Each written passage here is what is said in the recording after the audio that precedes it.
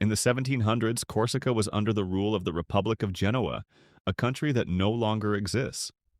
At its peak, Genoa controlled several territories that are now part of Italy and Greece, including Corsica. However, the Corsicans grew weary of Genoan rule, fueled by a growing sense of nationalism and a desire for independence. Pasquale Paoli emerged as a leader in the Corsican struggle for freedom, and a young Napoleon, inspired by his childhood idol Paoli, embraced Corsican nationalism.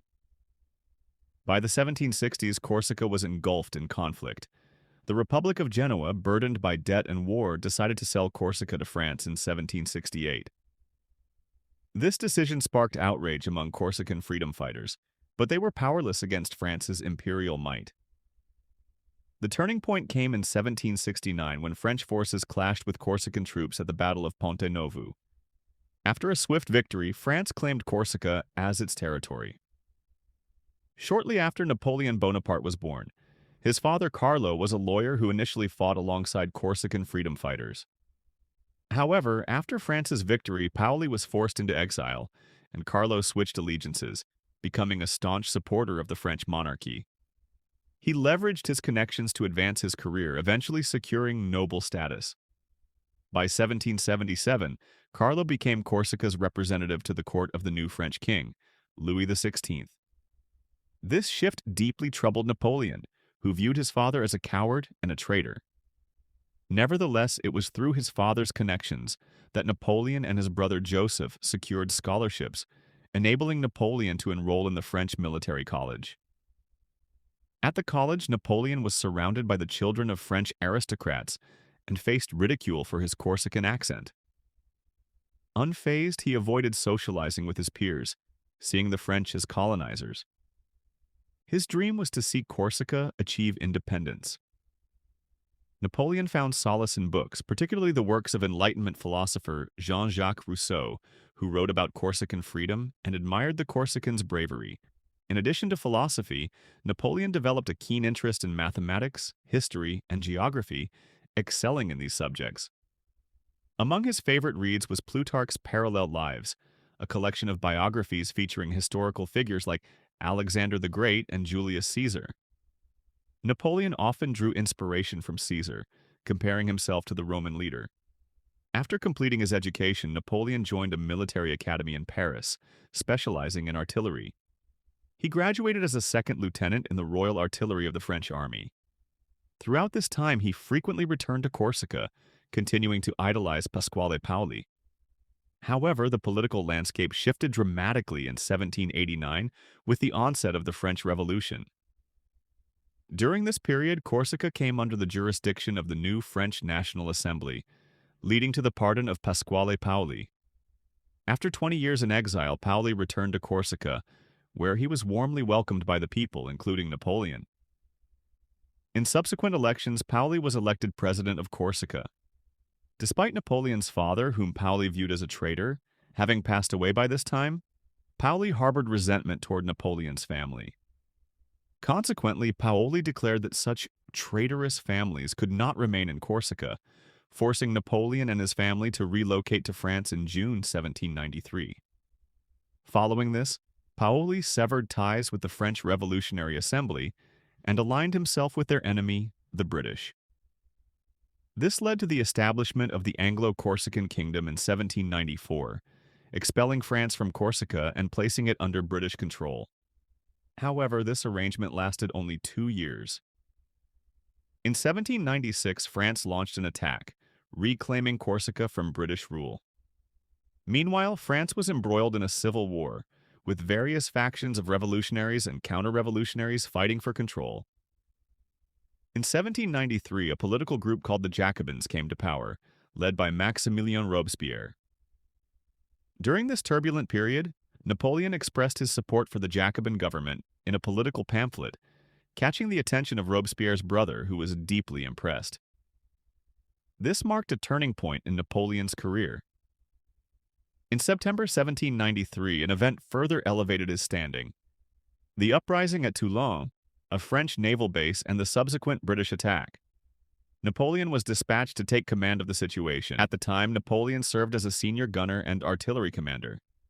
He proposed a strategic plan to his superiors, which involved capturing a fort, securing a hill for artillery dominance, and launching attacks on British ships. His plan was executed with precision, and Napoleon fought bravely, sustaining significant injuries. After 3 months of intense conflict, the French army emerged victorious. General Dugommier, speaking of Napoleon, said, "I have no words to describe Bonaparte's merit. Much technical skill, an equal degree of intelligence, and too much gallantry.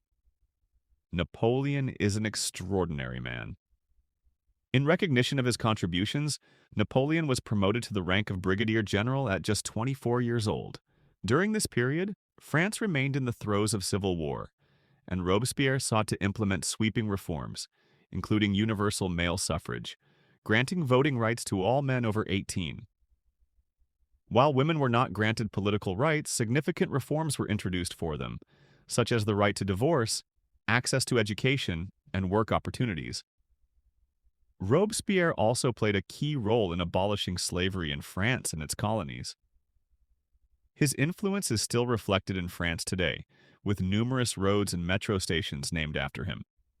However, Robespierre's tenure was marred by controversy, particularly due to the Reign of Terror, during which thousands were executed on mere suspicion of opposing the revolution. At least 20,000 French citizens lost their lives during this period. Simultaneously, the government sought to dismantle the influence of the Catholic Church, confiscating church properties, and promoting the worship of a singular supreme God, to be revered through service to the people. Amid this chaos, a coup in July 1794 overthrew the Jacobin government, leading to Robespierre's execution. In August 1794, Napoleon, who had supported the Jacobins, was imprisoned. However, he vigorously defended himself and was released after only a few weeks. The coup was orchestrated by Paul Barras, a prominent figure who had known Napoleon since the siege of Toulon and held him in high regard.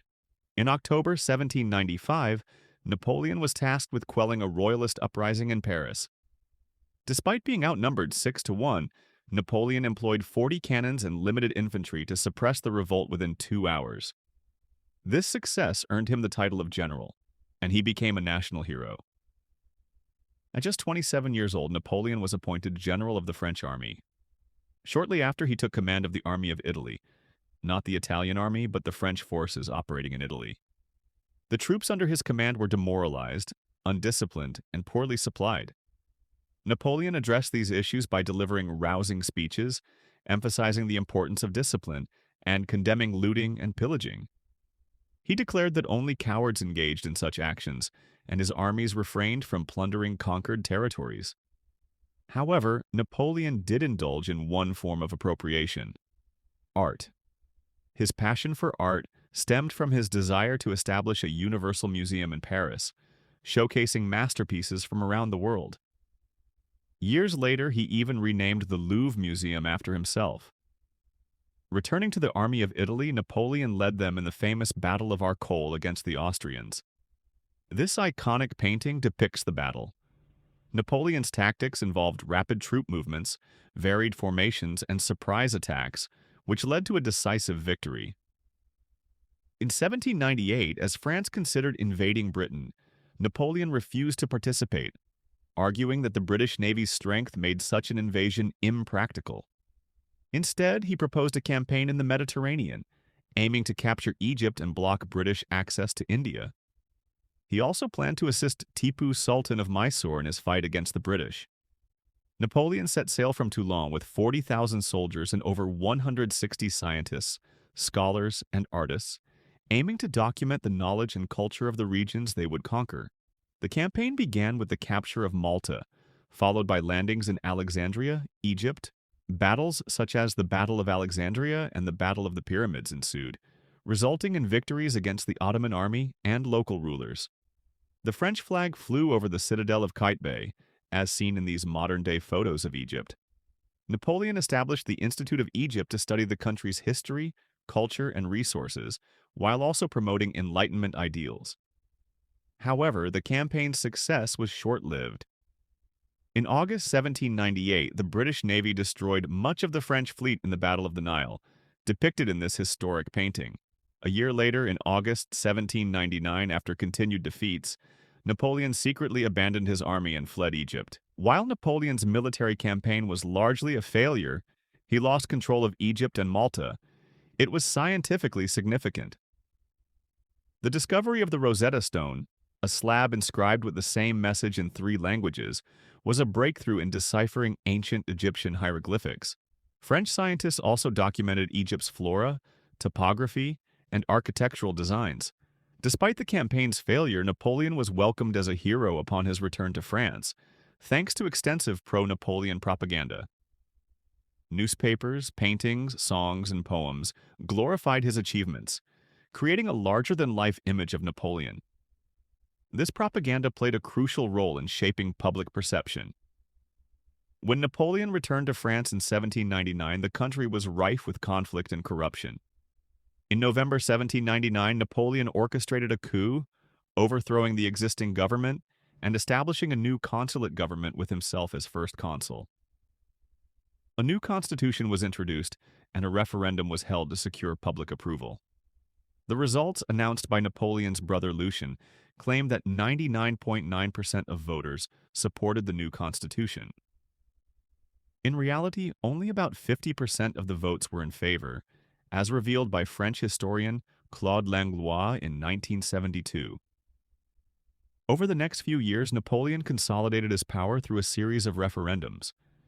In 1702, he was appointed consul for life, and in 1704, he declared himself Emperor of the French. His reign was marked by both remarkable achievements and controversial decisions. The Napoleonic Code of 1804 established a comprehensive legal framework, promoting equality under the law for men, though women's rights were curtailed.